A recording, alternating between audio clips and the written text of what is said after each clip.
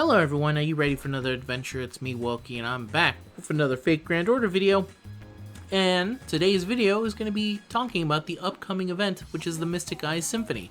So let's get started, shall we? So, the Mystic Eyes Symphony, when should it start? Well, for us, there is a live stream related to the event on the 9th.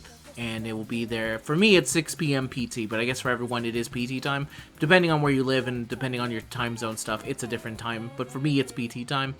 And then the game will enter maintenance, and then when the maintenance ends, for me it's usually the 10th, the event will start. But officially, they consider the start date the 9th.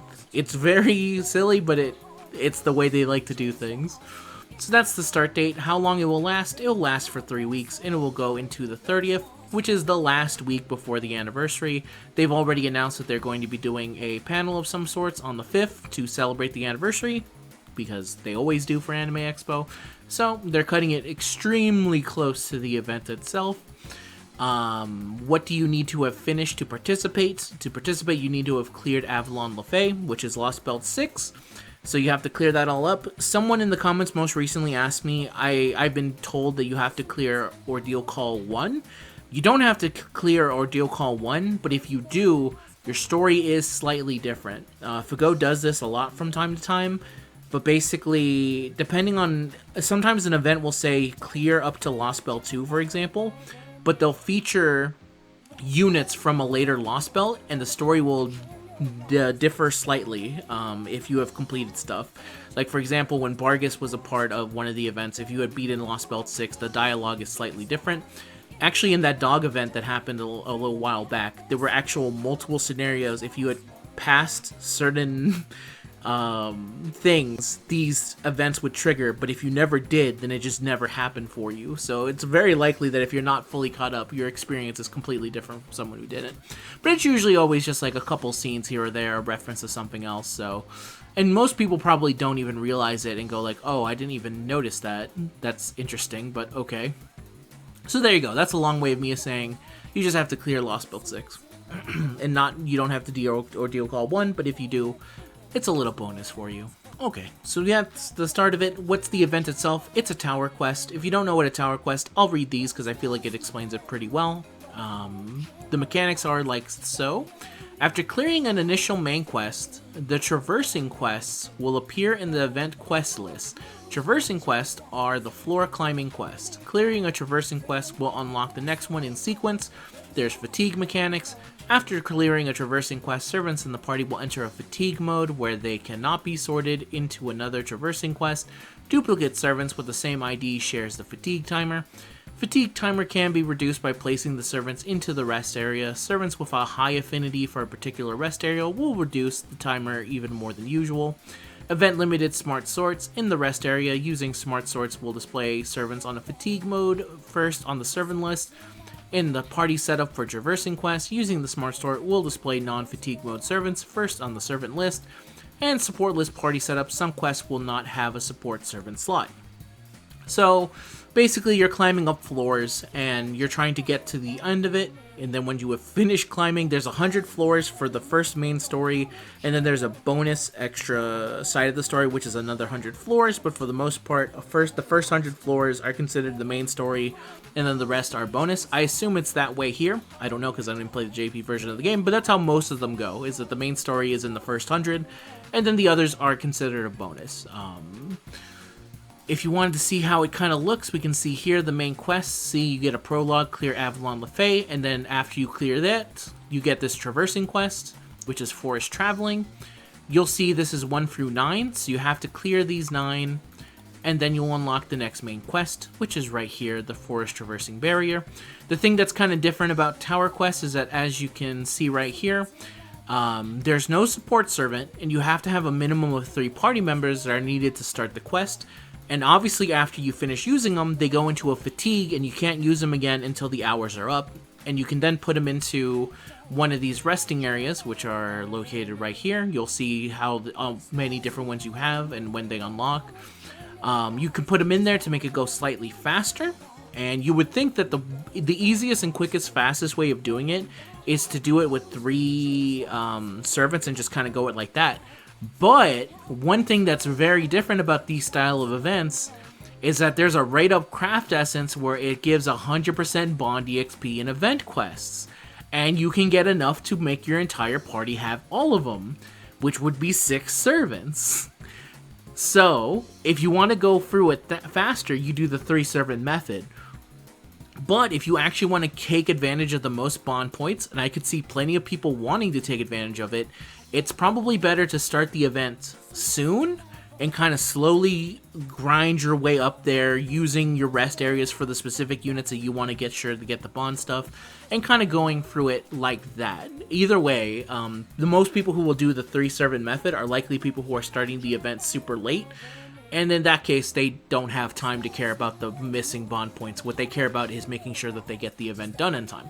So I would suggest starting this event as soon as possible if you are able to, and if you don't, know that it is probably kind of possible to blitz through it, but you have to have a pretty decent setup, because either you could do the thing of having 3 good servants, or what I see a lot of people do, have 1 servant that carries the other 2 servants, so the other 2 are fillers, and the one that is actually doing the heavy lifting, that's the thing that's helping you go through it very quick and stuff like that. And yeah, that's Tower Quest. I think some people really don't like Tower Quest. I always find them kind of fun because they're different from a lot of things, but because of how different they are, probably that also kind of makes people go like, this is too different, I don't like it at all. Can't win everyone, right? But yeah, that's the Tower Quest. In terms of some other stuff that's going to be happening, there'll be some campaigns. This is also the event with all the foot stuff. If you want to know what's up with the foot stuff, the later half of this event turns into portrait collecting, and then the bonus to 100 is the additional portrait collecting. So that's where all the feet stuff come into it. I don't know if you're not actually like guessing to say like, yo, those are feet. I think you're just taking pictures of people's shoes and stuff, which is why most people call this the feet event, as far as I'm aware of. During it, there will be a login bonus, which will last for 21 days. That will give you 3 golden apples and 18 silver apples, as long as you log in 1 a day. 14 St. Quartz will be sent to the present box. I think currently we've earned about 6 of them, but by the end of it, it should be 16 after they do their broadcast and stuff, and they go, hey, you're getting more St. Quartz, so look forward to that, as always. I can talk about the event rewards. I've already kind of talked about it. Artisanal Soul, which is going to be the free welfare. It grants self-debuff immunity for 1 time, increases crit damage by 10%, and starts the battle with 30% MP gauge. And then only for this event, it gives 100% bond EXP in event quest. No effect if it's equipped on a support servant, and then max limit break plus 200%. So traversing milestone rewards, this is equal to how many you've climbed. So to get all of these CEs, you have to have climbed, the first one you get in 20 floors, then the next one you get in the next 10 floors, and then it's another one at the next 10 floors, and then it's actually 20 floors, because it goes 25, 30, and then the portrait collection 5 and 10. This is where you get the 4th one, and then it's another 10, and you get the 5th one, and then finally a 5, 10, 15, 20 gives you the last one that you'll need, which is right here on 40th, and then it goes 45, 50, and then additional portrait collections, which you can do after. And there's also a bunch of other stuff that you can see here that's good.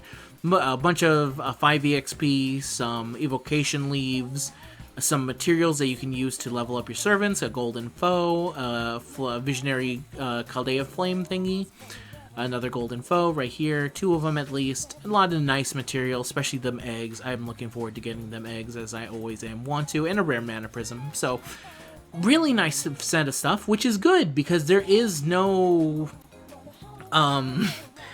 there's no shop. So this is how you get a lot of the material and stuff. So make sure to climb it. Otherwise you're just not getting anything from here. These are the side quests. These will pop up after you get a certain number of things cleared, like after you clear Forest Barrier 5. You can go in there and get there. From the research that I did, it sounded like, at least from the guides I looked at, that you need to clear these. So just clear them when you're done. You'll get QP, some materials. They shouldn't be that hard, and then a completion reward as well for beating them. Shouldn't be too hard at all. Actually, it might be a little bit harder for the people who... I just realized this does have you having to clear Avalon Lefay. But for me, these are only ever really hard when you get to the additional ones. Like, let me look at the first set of them, and it's like, yeah, it's like a voracious wolf and a charging lizard. I could see maybe for some of these people, maybe this could be difficult. Not really for me, though. That doesn't look that bad. Plus, if you are having difficulty with the actual fights, well, I have some good news for you. I bet you're wondering, if it's like that, and these are also portrait quests, these are also, you'll get portraits of people's feet and materials. For some people, that's all they ever want in this world, so look forward to that. You're probably, and there's a challenge quest after you clear Portrait Collection Photo 50, which is the first basic main story. You're probably wondering, what do the CEs do if there's nothing there's no material to collect? Well, the answer is they give damage bonuses. So these are the 3 that are going to be added. The 5-star CE is the sweat blood. I keep wanting to say sweet blood every time I look at this. It is ignore invincibility, arts plus 3%, MP gain plus 15%. When equipped on an SSR servant or lower, damage bonus is plus 50%, max limit broken 100%. Flower and Sun is the 4-star. It gets quick and arts up 4%, plus 2 critical stars each turn. I don't know why I said quick and arts 4% up, so weird. When equipped on an SR servant or lower, the damage bonus is 40%, max limit break 80%. Be Shelved is a 3-star CE, which is my favorite art of all of them because it has my girl Matahari on it. Art plus 3%, 10% starting NP charge, and when equipped on an R servant or lower, 30% damage bonus. When max limit broken, 60%. So that's what they do. If your account is built up good enough, these CEs are just like, I don't even need these, bro. I don't like, for me, I'm looking at them like, I don't need these unless I just really like the art on them. But probably for people who are maybe a little bit on the underside of how developed their boxes, these could probably be a little bit handy for the event themselves. But it's not like a must get. It's not something that helps you grind material. It's only doing more damage. And in some cases, I feel like there's enough Cs that can kind of make the offset of it, so you don't have to worry about it too much. Which is the best way of handling it, I feel. And finally, we'll talk about the summon banners. I'm only going to be talking about one of the units, which is going to be the Woman of the Hour, or the Man with the Power, Medusa Saber. But I'll at least look at and tell you what the other summoning campaigns are. So the first one that will launch when this event comes out is obviously the one that features Saber Medusa. There'll be a second summoning campaign that features Bakken and Haishin Lobo. A third summoning campaign that features Huanzhou. That's not how you say her name, but forgive me on that one. And Huang Fei Hu, which is probably also not how you say the name, but again, forgive me, I don't know Chinese good enough. And then finally, a fourth summoning campaign, which is actually 3 summoning campaigns. One that features Miss Crane, Babo Frick, that is not who it is, Babo Sif. And Medusa, I keep wanting to call her Babo Frick though. Galatea, Gorgon, and Medusa Lily. And the last one features Vitra, Steno, and Urale. And those are going to be the banners related to them. I'll talk about these maybe at a later time. I feel for the most part it's pretty bait, unless you specifically like a lot of these characters. I don't see many people summoning on this, especially with, if you were going to summon on any of them, it would probably be because you really like the character in some kind of capacity. Which, to be fair, it's not to say that they're bad. I don't think many of these are bad in any capacity. It's just that we're so close to anniversary, you have to really justify it to yourself. You either have to say, I've been waiting for this character, or I love this character. And speaking of love this character, let's talk about Medusa Saber, shall we? She is the reason for the season. Medusa Saber, she is obviously a limited servant, as you can see here by the sad Brynhilder. A Saber, she has 3 quicks, 1 art, 1 buster, 4 hits on quick, 2 hits on arts, 4 hits on buster, 5 hits on extra.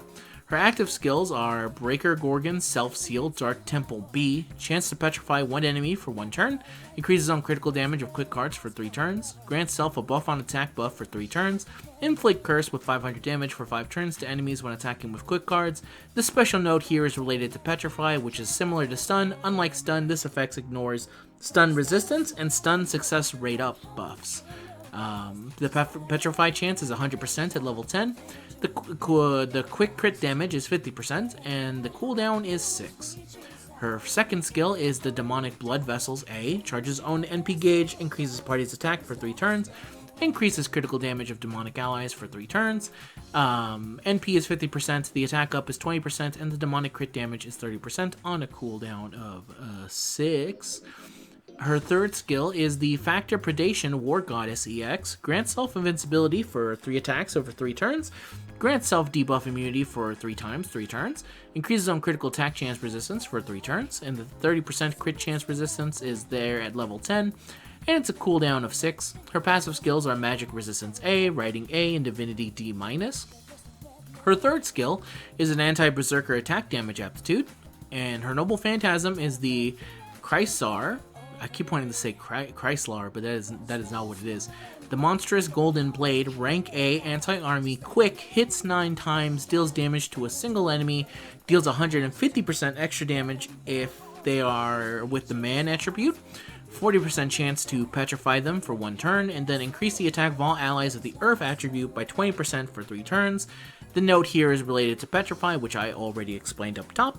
At MP level 1, it's 1,200. If you get her all the way to MP level 5, it's 2,000. The overcharge effect is an increased own quick performance for a single turn.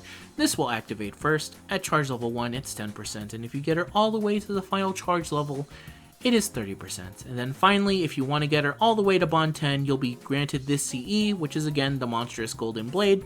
When it's equipped to Medusa Saber, it increases the party's quick performance by 10% and increases the MP damage of allies of the Earth attribute by 15% while she is on the field. So kind of helps out if you want to really focus in on the Earth attribute aspect of her. So that's Medusa Saber. How is she? I think she's really good. I talked about this with my brother, and feel free if you played the JP version back in 2 years ago. I feel like some people were kind of disappointed with her back 2 years ago, and I can't really tell why, because her kit seems perfectly fine to me. I don't see anything to really criticize all that much, unless you want to get into the Petrify stuff, which I will pretty soon. But I think she's a perfectly solid anti-man type unit, but maybe for some people they wanted most. And I will also say a grain of salt on that, because I likely saw that on Twitter, and Twitter has an algorithm built specifically to make you angry, to make you talk more. So I think it might have been an overblown thing, and they were just floating that my way to make me angry. Which, hey, it worked 2 years later, but I did not talk about it at the time when I saw it on there. But anyway, Medusa Saber, I think she's really good. In terms of her skills, I think it's kind of neat to have a Petrify type aspect to her. This makes it so that if it can hit and if it can land, you don't have to worry about stun resistance, which is pretty nice. Of course, the negative part about it is, again, similar to a lot of things when it comes to a specific buff. It can still miss. So your Petrified chance can miss, and also it's not being buffed by something that would increase the chance of stun happening. So that's something to kind of take with it as a thought. I like the quick crit damage that she kind of does. I like the charge on her MP gauge. She actually has a 50% MP gauger, which is pretty rare for sabers. I was looking this up. Apparently most of them usually have 30% on their thing. And when you think about most sabers, a lot of them have 30%. And if they have a 50%er, it's pretty rare, and it's always pretty nice when they do have it. I also like that she can kind of increase the crit damage of allies if they're on demonic. And the increase of party's attack in general is pretty nice. If they're also of the Earth attribute, it also helps that her Noble Phantasm also buffs them a little bit, which is, again, I think a cool little added bonus that she can have as a gimmick along with doing her damage stuff. Grant self-invincibility for 3 attacks in 3 turns, and the debuff immunity and critical attack chance resistance should make her pretty handy if you are in a specific challenge quest, which is, I think, where most single-target units shine, where you want to take them down, where you want to take down a challenging fight with someone because they have the perfect thing to kind of take them down. Being able to block 3 attacks over 3 turns means that if, for whatever reason, they completely miss her for the first 2 turns, then they don't do anything to her. She'll keep her invincibility until they start attacking her. If there's ever a scenario where there's multiple... The worst thing I can think of is that if someone attacks first, but even then, you would have to be attacked three times first, and then there's a Noble Phantasm at the end. Very rarely happens. It does sometimes happen, though, and it can be kind of annoying, but again, very rarely happens. So I think it's a nice little added utility for a unit. Plus, being debuff immune for 3 times over 3 turns can be pretty helpful if there's ever a challenging fight where they're just vomiting debuffs on you. Which there are enough that I've had over the very many challenge quests that I've done over the years where I can say, yeah, that there are a decent amount of them. And yeah, always having critical attack resistance is nice. And with her Noble Phantasm, it is a 40% chance to petrify them, so it is a chance to miss on it. It's a 60% chance to miss, but the 40% times it activates is pretty nice because they're just stunned for the entire turn. 150% extra damage against man attributes means she's very good against fighting man attribute enemies, and you know where's a fight where you fight someone who's of the man attribute? Musashi. Musashi is from the man attribute, as you can see right here. And one of the dudes you fight for the Grand Saber battle is Musashi. So you can do bonus damage to Musashi with your Noble Phantasm. And plus, because there's not a lot of supports in Saber, there's a decent number of them. But when you're only having to use Sabers, it can be very handy when your attack damaging unit is also kind of a little bit of a party support unit, which means she can also be used with similar units that are kind of built like that. Like, unfortunately, I don't think that Bride Nero is a Earth Servant. But you can see there's enough Earth Servants of Saber class that you would say, oh yeah, this kind of buffs them. The only one negative I have about, I guess, an all Saber party is that there's actually not that many demonic Sabers. I think there's about 2. It's Saber Ibuki and Saber Tomoe. So there you go. So yeah, I think she's a really cool unit. I love this unit. I think it's a really sick unit.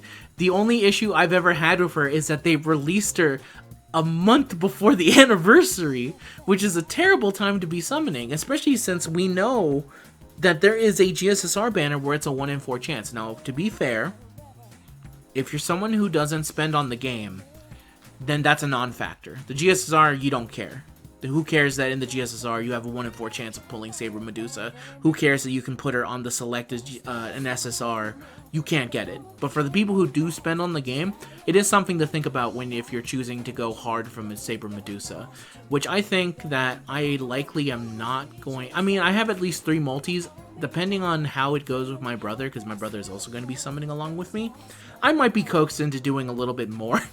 Just only because if the right set of words are saying it and I'm having that bad of a luck on the banner, I might throw a couple more multis on it just because I'm like, I would really like Saber Medusa.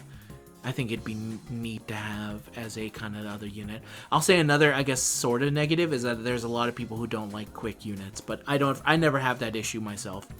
And I guess another thing is that there are 2 good welfares on Saber, which is Santa Carna and Ku. So if you're specifically someone who is not heavy in spending and you're like, okay, a quick Saber would be nice, but what do I get over the welfare options? And I'll say the 2 welfare options are very nice if all you're looking for is damage. Like, I've been able to use Santa Carna at not max skills for grinding on ++ nodes and has been perfectly fine with them.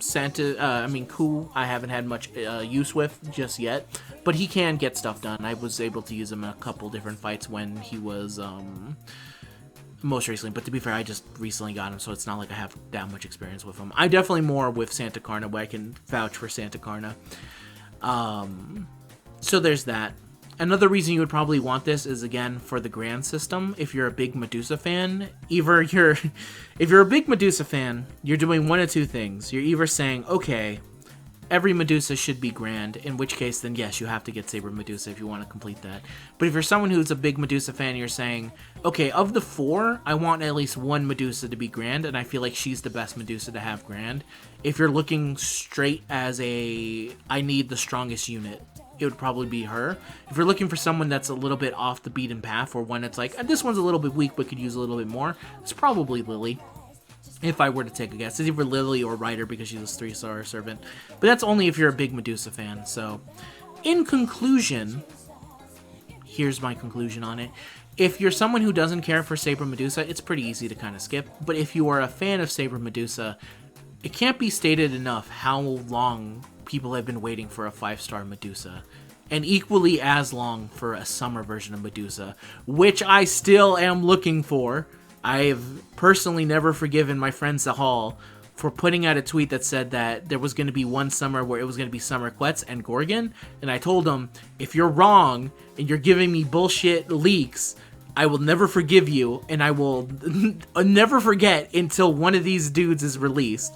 And that came out, and I have not stopped reminding him that he does this. It has been maybe over 7 years, because I think it happened on the JP version of the game, so it would have to be longer. 7 years I've been holding that grudge. 7 years I've been waiting for some form of a Saber Medusa, and even a decent amount longer for a 5-star version. So it's literally here. Like, I have to summon. It's in my specific nature of it. But if you don't share that kind of devotion for it, then you can keep on skipping and keep on waiting for Anniversary. It's not that far off. It's only about a month away or so. Actually, as of the release of this video, it's going to be the 5th. So, yeah, that's crazy how close it is. Holy crap. It's not an exact science, but it is 1, 2, 3, 4, and 2 days away. God damn, man. But anyway, that's the end of this video. Thank you very much for watching. I wish you the best of luck as if you are choosing to summon. And if you're not, I wish you the best of luck of saving. And I'll see you guys in the next video. Maybe FGO. It's probably going to be another look at Gintama stuff, because I've been having a rough week, actually. I have to figure it out. Usually I'd like to record Shonen Archive Gaiden stuff on Friday, but Magic the Gathering, the Final Fantasy pre-release is on Friday, and I long ago signed up for that, because I was going to be there on day 1, and I'll likely be there next week as well. I've already told my boss, don't look for me on Friday, I'm not there, and I have to also wait for my Switch. I actually should look at my Target app. Did Target ship it? Wait, and we'll end it on here? No! Fuck you, Target, and I'll wish you all the best of luck, and have a nice day. Goodbye! I forgot to say, leave a like, comment, and subscribe. Please do that if you made it all the way to the end of the video. Also, still fuck Target.